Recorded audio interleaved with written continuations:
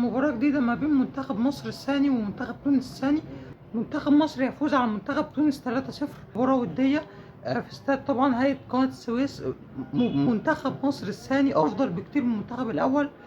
سجل الهدف الأول العالمي يحيى زكريا ليفت باك طبعا، أو ظهير أيسر بتاع طبعا غزل المحلة. سجل هدف عالمي جدا فير ستايل، هدف كان أسطوري جدا من بعيد بالقدم اليسرى من يحيى زكريا، هدف عالمي. والهدف الثاني كان سجله مصطفى سعد ميسي، هدف برضه كويس جدا مصطفى سعد ميسي. طبعا لعيبه كويسه، عمرو السولية، احمد شناوي كويس، محمود جاد كويس جدا برضه اثبت نفسه محمود جاد. نفسي بس محمود جاد ياخد فرصه في بيراميدز مع كرونسلافي وتشيتش طبعا. وبرضه من اللعيبه كويسه جدا الونش، احمد هاني كويس.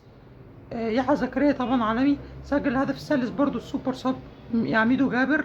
يعميدو جابر بيسجل هدف عالمي جدا، يرقص كده وبيسجل. فطبعا لعيبه عالميه جدا. زلاكا برضو كويس، حسين الشحات كويس.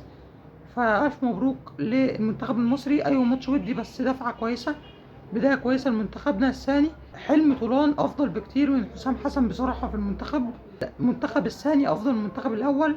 ألف مبروك على المكسب طبعا، وسلام.